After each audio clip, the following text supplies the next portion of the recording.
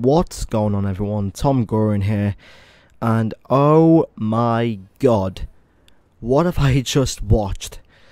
Basically, this is your official F1 2017 Azerbaijan Grand Prix review and results. And remember what I said in Canada about how Canada was the best race of the season? Well, yeah, throw that out the window. Well, don't just throw that out the window, throw everything else out the window, because this race, oh my god, this race had it all. Where do I even begin with this?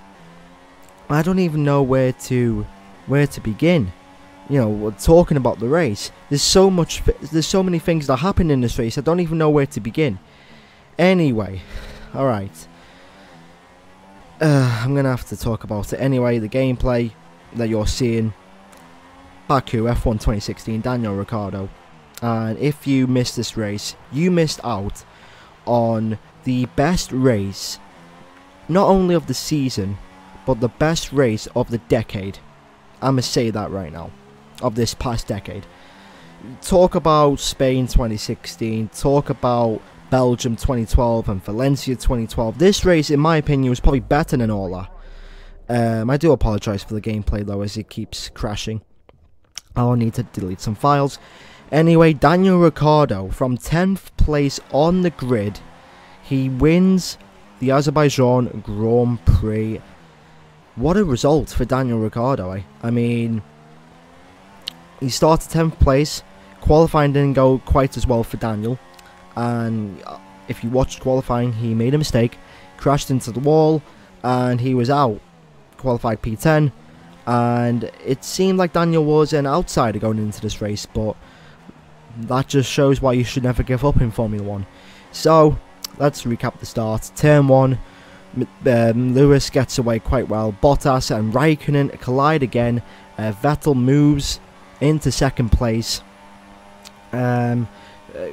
I think it was Danica Kvyat who went wide.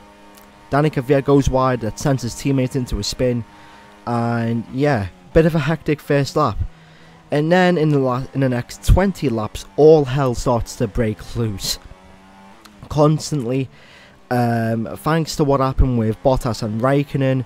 Bottas gets a puncher. He pits in on the second lap, and he's basically lapped. Inside 3 laps, history's been made. A Mercedes has been lapped.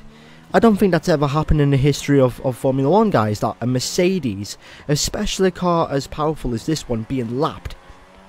So, history's been made. As I crash out again. Anyway, there's some certain things I'll forget about this, I know, because there's too many things that went on. Anyway, lap 5, anything happened there? No. After that, a lot of overtakes were happening, a lot of shuffles in the mid-pack. The Force Indies were doing well. Like Sergio Perez at one point in time, he was challenging Vettel for the race victory. Safety cars were a big issue in this race. There was around about 3 consecutive safety cars. But there were 2 major incidents during the safety car period. The first incident, which I'm going to talk about, is the 2 Force Indies. So basically, after the restart of the first one, Hamilton leaves Vettel for dead. Perez tries to go on the inside of Vettel. He doesn't make the move. And then after that, his teammate tries to go on the inside. They collide. Perez's front left and Ocon's rear right tyres are destroyed, and Perez is out the race. And then after the second safety car period, there was a lot of controversy between Lewis Hamilton and Sebastian Vettel. Now, I will talk about this in another video, but in my opinion, both drivers are equally to blame for this. It's not one-sided. It weren't Hamilton's fault one-sided. It weren't Vettel's fault one-sided. Both drivers should take 50-50 responsibility for this.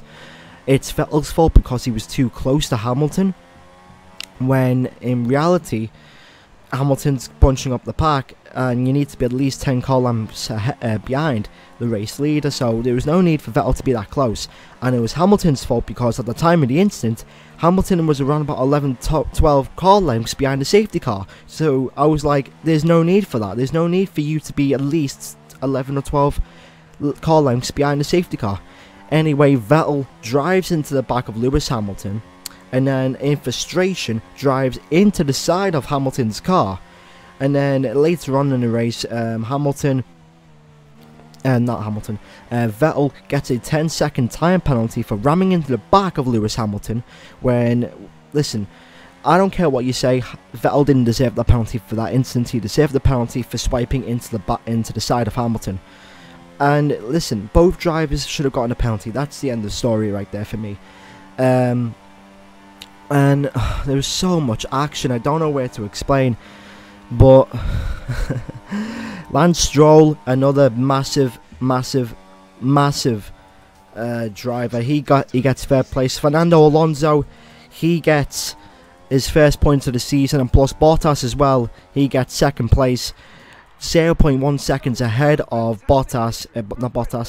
Stroll. So it's Ricciardo, Bottas, then Stroll, then Vettel, then Hamilton, and then Ocon. Wehrlein gets his first point as well for Mana, I believe, and Alonso.